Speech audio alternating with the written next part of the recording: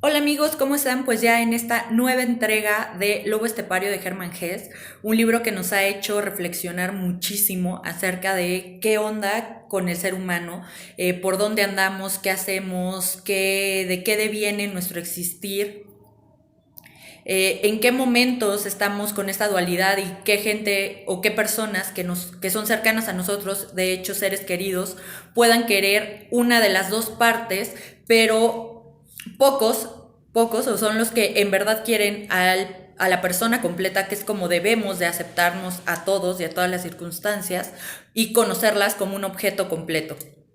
Entonces vamos a continuar con esta nueva entrega y pues súper interesante este Lobo Estepario de Hermann Hesse. Vivir en el mundo como si no fuera el mundo, acatar la ley y al mismo tiempo estar por encima de ella, poseer como si no se poseyera, dimitir como si no se tratara de una renuncia. Solo el humorismo está en condiciones de efectuar todos esos procedimientos favoritos y formulados con frecuencia de una sabiduría superior de la vida. Y en el caso de que el lobo estepario, quien no carece de facultades y disposición para ello, pudiera en el laberinto de su infierno terminar de cocer y de transpirar esta bebida mágica, entonces estaría salvado. Todavía le falta mucho para ello, empero la probabilidad, la fe, existen. Quien lo quiera, quien sienta simpatías por él, debe desearle esta salvación. Indudablemente de que de esta manera él se quedaría para siempre dentro de lo burgués, pero sus martirios serían llevaderos y productivos. Su relación con la burguesía, en el amor y en el odio, perdería la sentimentalidad, y su lazo con este mundo dejaría de atormentarlo continuamente con una vergüenza. Para lograr esto, o acaso para el final, poder aún realizar el salto en el espacio, tendría un lobo estepario así que enfrentarse a alguna ocasión consigo mismo, observar profundamente en el desconcierto de la propia alma y llegar a la completa conciencia de sí. Su existencia misteriosa se revelaría al instante en su plena inmutabilidad, y a partir de entonces no podría volver a guarecerse una y otra vez desde el infierno de sus instintos, en los consuelos filosóficos sentimentales, y de estos en el ciego torbellino de una esencia lobuna. El hombre y el lobo se verían forzados a reconocerse recíprocamente sin máscaras sentimentales mentirosas y a mirarse fijamente a los ojos. Entonces, o bien estallarían, desintegrándose definitivamente de manera que se acabaría el lobo estepario, o bien concentrarían un matrimonio de razón a la luz naciente del humorismo. Es probable que Harry se encuentre cierto día ante esta última eventualidad. Es probable que un día llegue a reconocerse debido a que caiga en sus manos uno de nuestros pequeños espejos, porque tropiece con los inmortales o porque halle tal vez en uno de nuestros teatros la magia, aquello que necesita para la emancipación de su alma, desamparada en la indigencia. Mil eventualidades así lo esperan, sino las que atrae con fuerza irresistible. Todos estos seres al margen de la burguesía viven en la atmósfera de estas probabilidades. Una futilidad basta y surge de la chispa. Y de esto está muy enterado el lobo estepario, pese a que nunca llegue a ver este fragmento de su biografía interna. Intuye su situación dentro del edificio del mundo. Intuye y conoce a los inmortales y teme la probabilidad de un encuentro consigo mismo. Sabe de la existencia de aquel espejo en el cual siente tan pavorosa necesidad de mirarse y en el cual teme con mortal aflicción verse reflejado. Para concluir nuestro análisis debemos resolver una última fantasía, un artificio esencial. Todas las aclaraciones, toda la psicología, todas las tentativas de comprensión necesitan, en efecto, de los medios auxiliares, presunciones, mitologías, ficciones, y un autor recto no debería excluir al final de una exposición la sentencia en lo posible de estas ficciones. Cuando digo arriba o abajo, ya es esto una aseveración que necesita explicarse, pues un arriba y un abajo no los hay más que en el pensamiento, en la meditación. El mundo mismo no conoce ningún arriba ni abajo.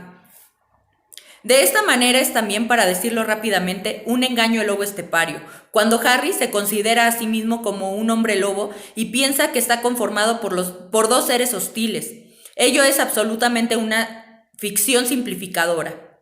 Harry no es un hombre lobo, y si nosotros también admitimos, supuestamente sin considerar su ficción, por el mismo inventada y creída, intentando de considerarlo y de explicarlo realmente como un ente doble, como un lobo estepario, nos aprovechamos de un engaño con la esperanza de ser comprendidos con mayor facilidad, engaño cuyo saneamiento debe intentarse ahora. La bidivisión en lobo y hombre es instinto y espíritu, mediante la cual Harry intenta hacer más fácil de comprender su sino. Es una simplificación muy torpe, una violencia ejercida sobre la realidad en beneficio de una explicación loable, pero errada, de las contradicciones que este hombre encuentra dentro de sí y que le parecen la fuente de sus no exiguos tormentos. Harry halla en sí un hombre, esto es, un mundo de ideas, sentimientos, de una naturaleza sometida y ensalzada, y a la vez encuentra allí, al lado, igualmente dentro de sí, un lobo, es decir, un mundo lobrego de instintos, ferocidad, brutalidad, naturaleza tosca o sublimada.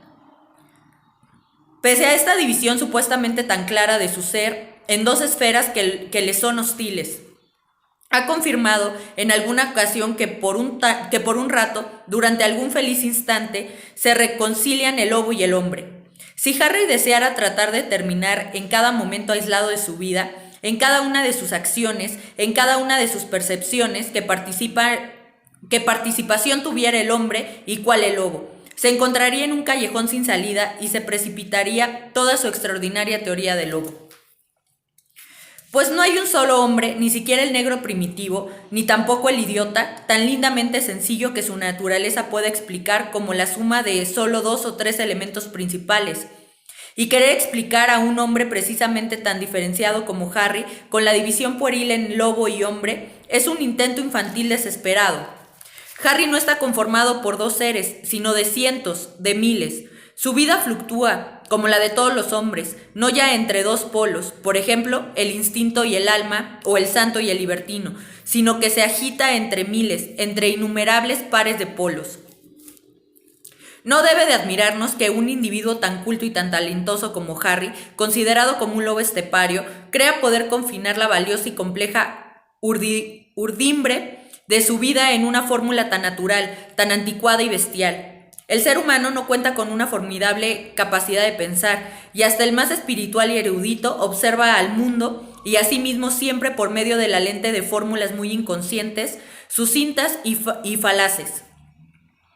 Fundamentalmente a sí mismo, pues a lo que parece es una necesidad innata y totalmente fatal en todos los seres humanos representarse cada uno su yo como una unidad.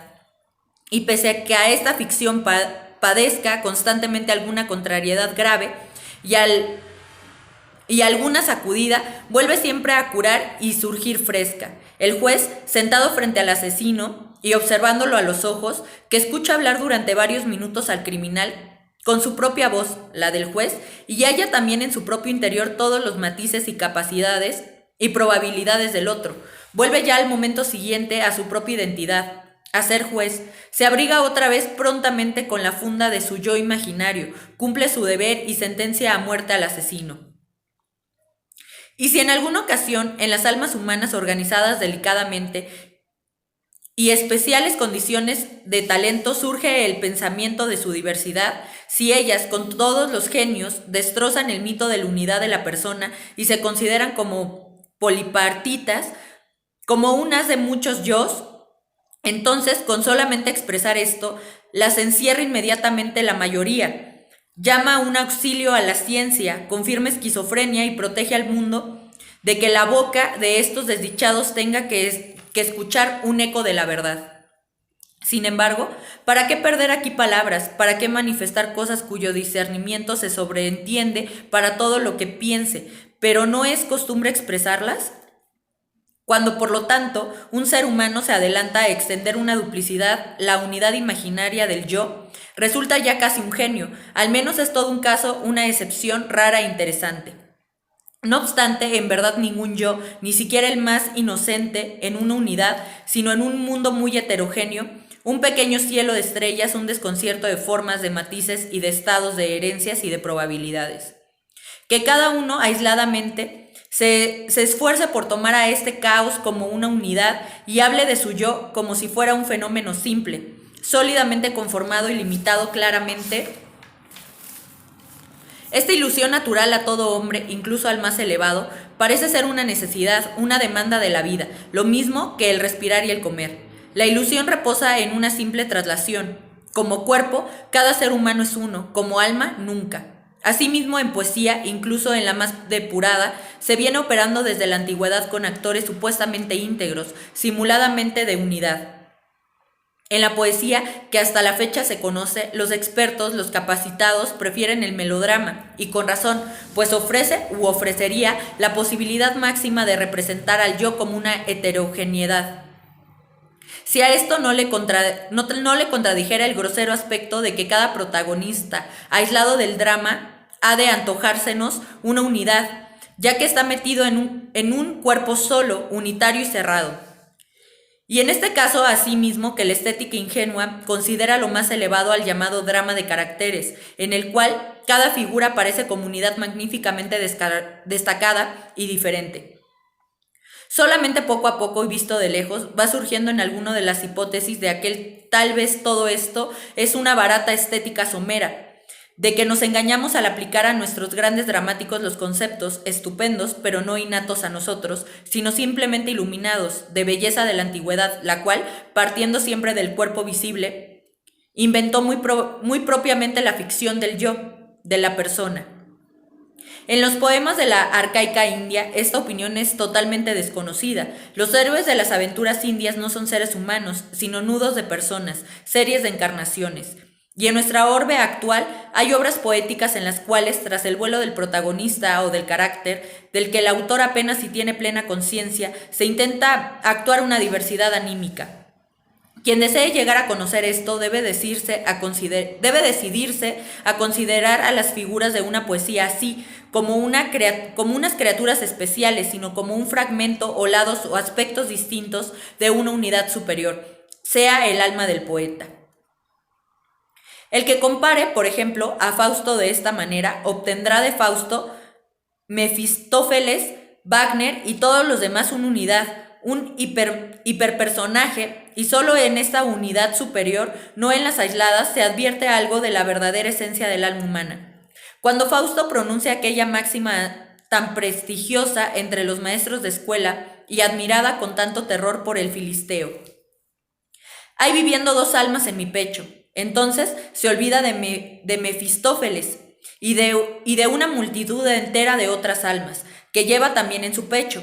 Asimismo, este lobo estepario cree firmemente llevar dentro de su pecho dos almas, lobo y hombre, y por ello se siente ya vigorosamente agobiado.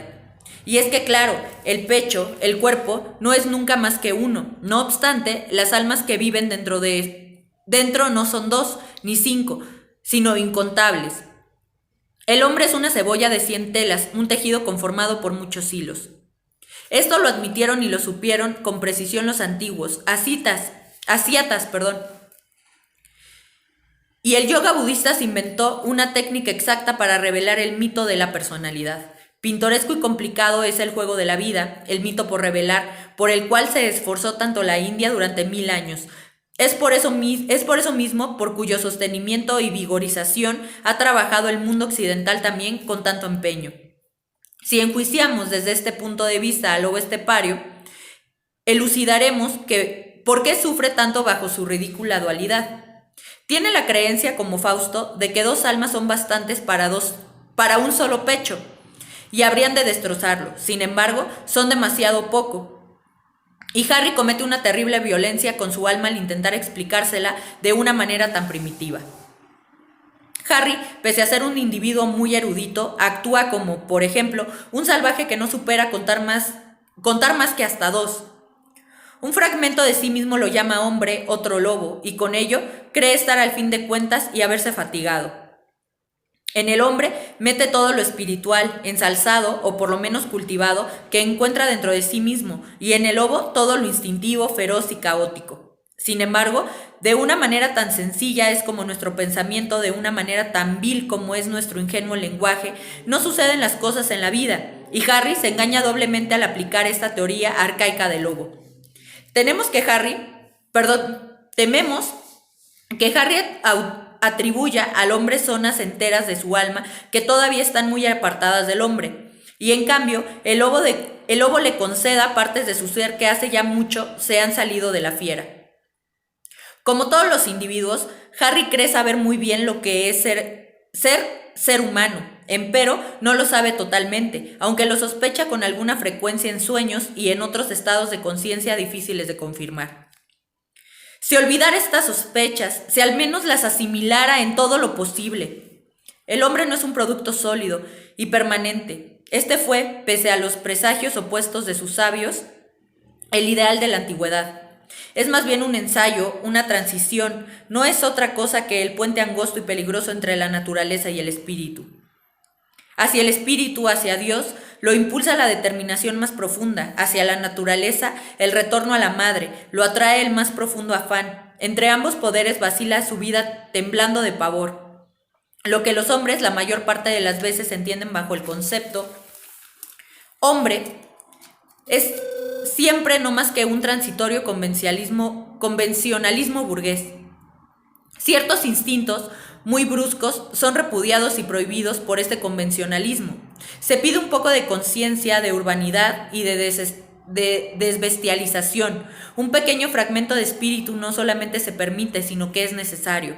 El hombre de esta convención es, como todo ideal burgués, un compromiso, un modesto ensayo de inocente travesura para frustrar a la perversa madre arcaica. Naturaleza como al exasperante padre primitivo, espíritu en sus impetuosas exigencias y lograr vivir en un término medio entre ellos. Por esto acepta lo burgués eso que llama personalidad, sin embargo, al mismo tiempo entrega la personalidad a aquel Moloch Estado y enzarza constantemente al uno contra el otro. Por eso el burgués quema hoy por hereje o cuelga por criminal a quien pasado la mañana ha de levantar estatuas. Que el hombre no es una invención, sino una demanda del espíritu, una eventualidad muy remota, tan anhelada como terrible y temible, y que la senda que él lleva únicamente se va transitando a pequeños segmentos y bajo pavorosos martirios y éxtasis, justamente por aquellas extrañas individualidades a las que hoy se prepara el cadalso y mañana el monumento. Esta sospecha vive asimismo en el lobo estepario. Sin embargo, lo que él dentro de sí llama hombre, en oposición a su lobo, no es en gran parte otra cosa más que justamente aquel hombre mediocre de convencionalismos burgués. La senda que conduce al auténtico hombre, la senda a los inmortales, no deja a Harry de advertirlo estupendamente y lo transita de igual manera aquí y allá con timidez muy poco a poco, pagando esto con graves martirios, con un retiro lastimoso. No obstante, asegurar y anhelar aquella suprema exigencia, aquella encarnación inmaculada y buscada por el espíritu, transitar por la única senda angosta hacia la inmortalidad, eso lo teme él en lo más profundo de su alma. Se da perfecta cuenta de ello. Ello conduce a martirios incluso mayores, a la proscripción, a la renuncia de todo, tal vez al patíbulo, y pese que al final de esta senda sonríe seductora la inmortalidad, no está dispuesto a padecer todos estos tormentos, a morir todas estas muertes. Incluso teniendo una conciencia del propósito de encarnación que los burgueses, cierra empero los ojos y no quiere saber que el apego desapegado al yo. El desesperado no quiere morir, en la senda más segura para la muerte eterna. Entre tanto, que saber morir, desgarrar el velo del arcano, ir buscando eternamente mutaciones al yo, lleva a la inmortalidad.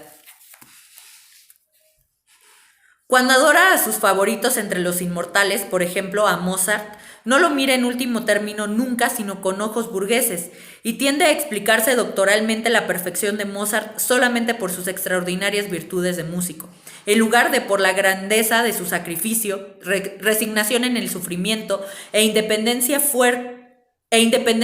frente a los ideales de la burguesía. Por su paciencia para con aquella intensa soledad semejante a la del huerto de Getsemaní, que en torno del que sufre y el que está en trance de reencarnación, enarece toda la atmósfera burguesa hasta convertirla en un gélido éter cósmico. Empero nuestro lobo estepario ha descubierto dentro de su ser, al menos, la dualidad fáustica. Ha podido darse cuenta de que la unidad de su cuerpo no le es consubstancial es la palabra, una unidad espiritual, sino que en el mejor de los casos únicamente se encuentra en camino, con un prolongado peregrinaje por delante, hacia el ideal de esta armonía. Quisiera o derrotar dentro de sí al lobo, o vivir completamente como hombre, o al contrario, abdicar al hombre y vivir al menos como lobo, una vida equilibrada sin crepitaciones.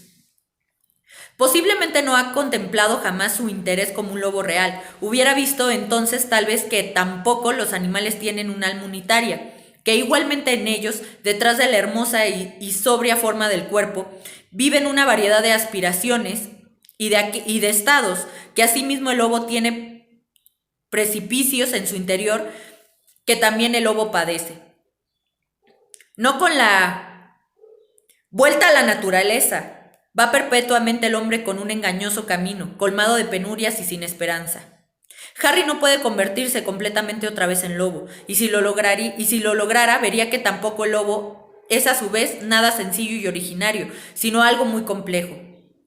Del mismo modo, el lobo tiene 2 y más de 2 almas en su pecho, y el que anhela ser un lobo comete el mismo olvido que el hombre de aquella canción. Feliz quien volviera a ser niño. El hombre simpático pero sensible que entorna la canción del niño venturoso quisiera volver también a la naturaleza, a la ingenuidad, a los principios, y ha olvidado totalmente que los niños no son felices completamente, que son capaces de padecer bastantes apuros, muchas desarmonías y todos los tormentos. Hacia atrás no lleva definitivamente a ningún sendero, ni hacia el lobo ni hacia el niño. En el principio de las cosas no hay sencillez ni ingenuidad. Todo lo creado, hasta lo que parece más simple, es culpable, es ya complicado, ha sido lanzado al inmundo torbellino del desarrollo, no puede jamás nadar contra el corriente.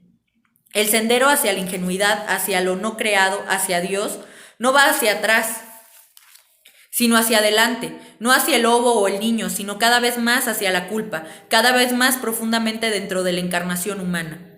Tampoco en el suicidio, pobre lobo estepario, se te saca de la angustia. Debes transitar el camino más prolongado, más afanoso y más difícil de la humana encarnación. Habrás de multiplicar aún con frecuencia tu dualidad. Tendrás que dificultar todavía más tu complicación. En lugar de condensar tu mundo, de simplificar tu alma, deberás acoger cada vez más al mundo, deberás acoger al fin a todo el mundo, en tu alma deplorablemente ensanchada, para llegar acaso algún día al fin al descanso. Pero por este sendero transitaron Buda y todos los personajes célebres, unos deliberadamente, otros inconscientemente, mientras la aventura les salía bien. Nacimiento simboliza desunión del todo, simboliza restricción, alejamiento de Dios, dolorosa reencarnación, vuelta al todo, anulación de la dolorosa individualidad. Llegar a ser Dios quiere decir haber ensanchado tanto el alma que pueda volver a comprender nuevamente al todo. No se delibera aquí del hombre que conoce en la escuela la economía política ni la estadística, ni el hombre que a millones transita por la calle y que no tiene más trascendencia que la arena o que la espuma de los océanos. No es lo mismo un par de millones más o menos, son material nada más. No nos referimos aquí al hombre en sentido elevado, del término del largo camino de la encarnación humana, del hombre efectivamente majestuoso de los inmortales. El genio no es tan extraño como quiere antojarse con frecuencia. Claro que tampoco es muy frecuente, como se figura en las historias literarias y la historia universal, y hasta los periódicos. El lobo estepario, Harry, según nuestra opinión, sería genio bastante para intentar la aventura de la encarnación humana, en lugar de sacar a colación quejumbrosamente ante cada contrariedad de su vacuo lobo estepario. Que individuos de ciertos medios salgan del paso con lobos esteparios y hay viviendo dos almas en mi pecho es tan raro y desconsolador como que muestren con frecuencia aquella propensión pusilánime a lo burgués.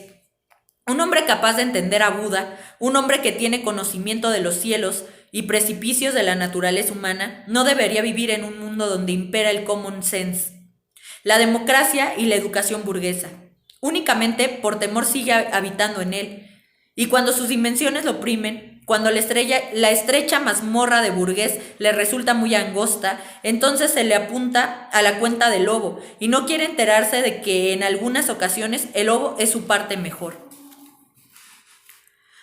A todo lo feroz dentro de sí le da un nombre de lobo y lo considera malvado, peligroso, terror de los burgueses. Sin embargo, él, que cree que ser un artista y que tiene sentidos delicados, no es capaz de ver que fuera del lobo, detrás del lobo, habitan muchas cosas en su interior, que no es lobo todo lo que muerde, que allí moran también el zorro, el dragón, el tigre, el mono y el ave del paraíso. Y que todo este mundo, este completo edén de millares de seres horripilantes y bellos, grandes y pequeños, fuertes y delicados, es ahogado y apresado por el mito del lobo, lo mismo que el verdadero hombre que hay en él, lo mismo que el hombre que hay en él es ahogado y preso por la apariencia del hombre, por el burgués. Imagínense un huerto con una centena de especies de árboles, con 1 millar de géneros de flores, con 100 diferentes frutas e igual número de diversas hierbas. Si el encargado de esta huerta no conoce otra diferencia botánica que lo comestible y la mala hierba, entonces no sabrá qué hacer con 9/10 partes de su jardín. Extirpará las flores más bellas, cortará los árboles más nobles o los aborrecerá y mirará mal. De esta manera actúa el lobo con 1000 flores de su alma. Lo que no cabe en las casillas de hombre o de lobo no lo mira siquiera. ¿Y qué de cosas no clasifican como hombre? Todo lo pusilánime, todo lo simio, todo lo insensato y diminuto, como no sea muy directamente lobo, lo cuenta al lado del hombre, así como atribuye al lobo todo lo robusto, generoso solamente porque incluso no lograra dominarlo. Nos despedimos de Harry. Lo dejamos que continuara solitario su camino. Si ya estuviera con los inmortales, si yo hubiera llegado allí donde la persona marcha parece apuntar, ¿cómo miraría admirado este ir y venir, este feroz inseguro serpenteo de su ruta? ¿Cómo sonreiría a este lobo estepario, alentándolo, recriminándolo, con compasión y con anuencia? Fin del Tratac del lobo estepario. Y bueno, vamos a dejar hasta aquí esta lectura, esta nueva entrega. Y mañana nos estamos viendo con algo que parece ser bastante interesante. Se los adelanto más o menos el título. Siguen las anotaciones de Harry Heller, solo para locos. Entonces, nos vemos el día de mañana con la próxima entrega.